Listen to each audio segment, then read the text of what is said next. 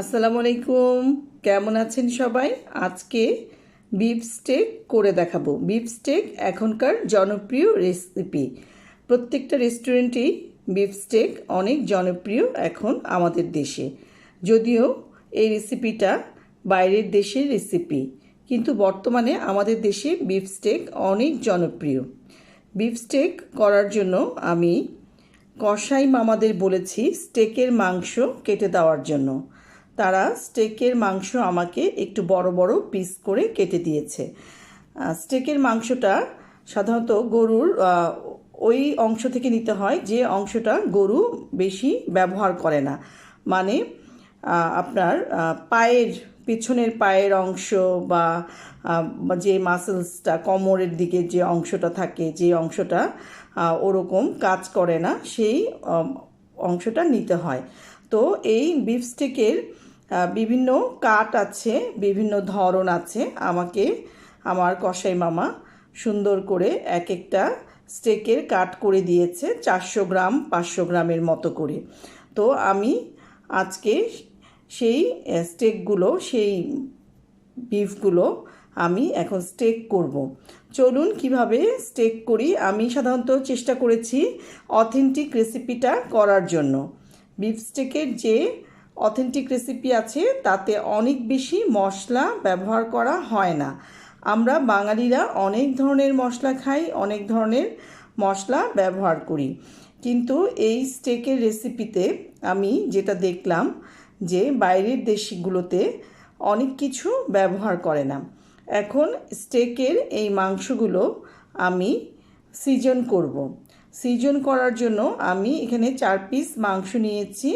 মাংসগুলো ভালো করে ধুয়ে পরিষ্কার করে নিয়েছি, পানি ঝরিয়ে নিয়েছি, আর কিচেন টিস্যু দিয়ে চাপ দিয়ে উপর থেকে যতটা সম্ভব পানি উঠিয়ে নিয়েছি।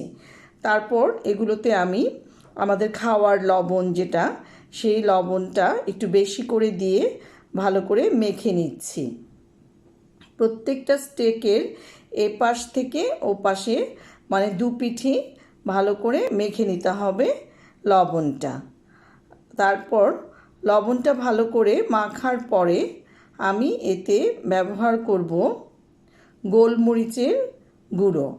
গোলমরিচ আমি সাদা গোলমরিচ আর কালো গোলমরিচ দুটাই একটু টেলে ভালো করে গুঁড়ো করে নিয়েছি। গোলমরিচের গুঁড়োগুলো একটু বেশি পরিমাণে দিব, লবণটাও বেশি পরিমাণে দিব, যেহেতু মাংসের পিসগুলো বেশ মোটা মোটা। সেজন্য এটা আমি যেহেতু 5 থেকে 6 ঘন্টা সিজন করে রাখবো, প্রত্যেকটা মশলা যেন মাংসের ভিতরে ঢুকে যায়, সেজন্য একটু বেশি করে দেব। এখানে গোলমরিচের গুঁড়োগুলো লবণের মতো সেম দুপিঠি ভালো করে মাখতে হবে। দুপাশে মাংসের দুপাশে ভালো করে মেখে নিতে হবে। যতটুকু সম্ভব ঝাল খান আপনারা, যে যেরকম ঝাল খান তাদের রুচি অনুযায়ী, পছন্দ অনুযায়ী আপনারা গোলমরিচের গুঁড়োটা ব্যবহার করবেন। কেউ ঝাল কম খেলে তারা কম দিবেন। আসলে স্টেকে অনেক বেশি মশলা লাগে না। তারপর আমি দিয়েছি সয়া সস। সয়া সস দিয়েছি। সয়া সসটাও আমি দুপাশে ভালো করে মেখে নিব। এপিট ওপিট করে দুপাশে সুন্দর করে সয়া সস দিয়ে আমি মাংসগুলো মাখিয়ে নিচ্ছি। মাংসগুলো খুব ভালো করে মাখাতে হবে যাতে গোলমরিচের গুঁড়ো, লবণ, সয়া সস সব কিছু আস্তে আস্তে মাংসটা শোষণ করে নেয়। আমি এগুলো মাখানোর পরে 5 থেকে 6 ঘন্টার জন্য ফ্রিজের নর্মাল টেম্পারেচারে রেখে দেব।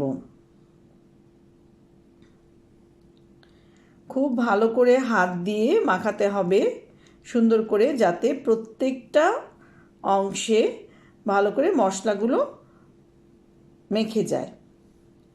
তারপর এই বিফ স্টেক করার জন্য আপনার লোহার ভারী পাত্র নিতে হবে। আমি এখানে সিজলিং প্যান নিয়েছি। সিজলিং প্যানটা লোহার।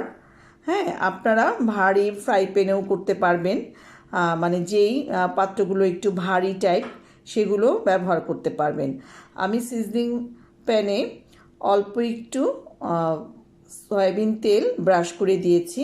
আপনারা অলিভ অয়েল ইউজ করতে পারেন, অলিভ অয়েল ইউজ করলে এটা সবচেয়ে ভালো।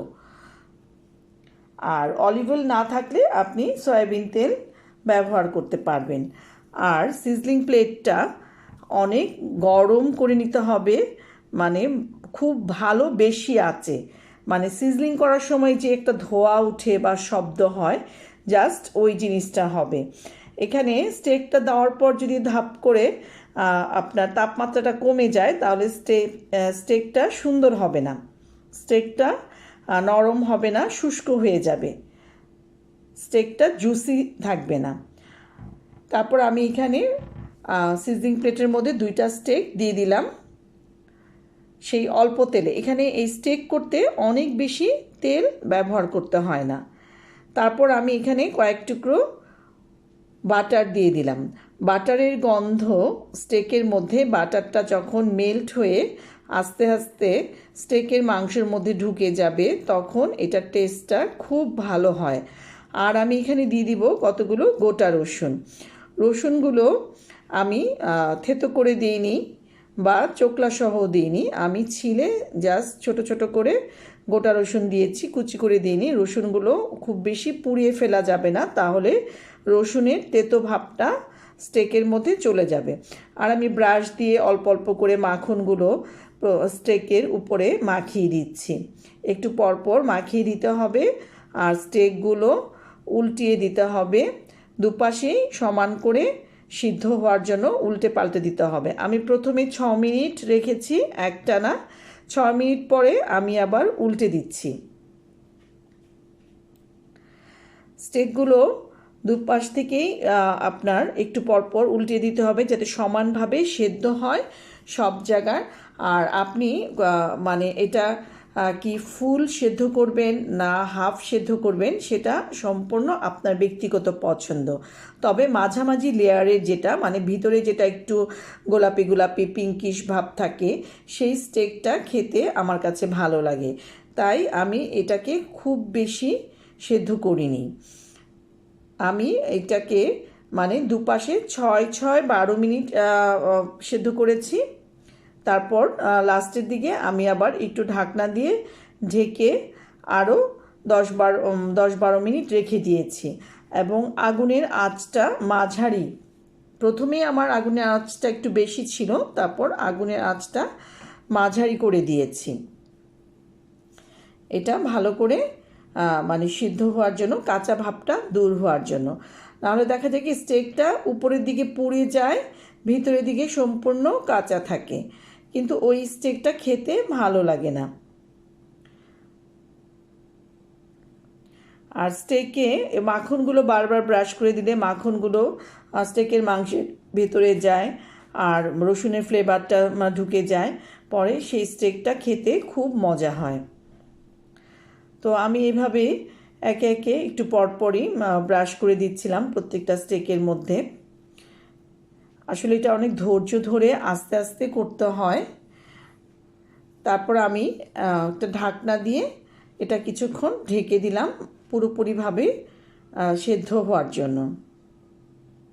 এই যে স্টেকটা কত সুন্দর হয়ে গেছে, অনেক বেশি পোড়া পোড়া ভাবও হয়নি, আবার একদম কাঁচাও না। ঠিক এই অবস্থায় স্টেকটা আমি নামিয়ে নিব। তবে আমি সাইডে সেদ্ধ হওয়ার জন্য আমি আবার চামচ দিয়ে চিমটার সাহায্যে আমি আবার ঘুরিয়ে ঘুরিয়ে সব সাইডে চাপা দিয়ে ধরে রাখছিলাম, যেন সব সাইডে মাংসগুলো সিদ্ধ হয়ে যায়। তো ঘুরিয়ে ঘুরিয়ে এভাবে আপনাদের করতে হবে।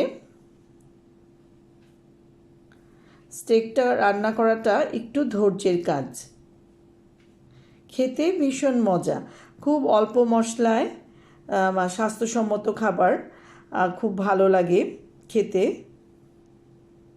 যে কারণে এটা এত জনপ্রিয় হয়েছে আমাদের দেশে। তো মাখনগুলো আপনারা প্রত্যেকটা স্টেকের উপর ছোট ছোট টুকরো করে দিবেন। স্টেকগুলো উল্টে পাল্টে দিতে হবে, উল্টে পাল্টে দিয়ে আপনার সুন্দর করে আবার ঢেকে দিতে হবে।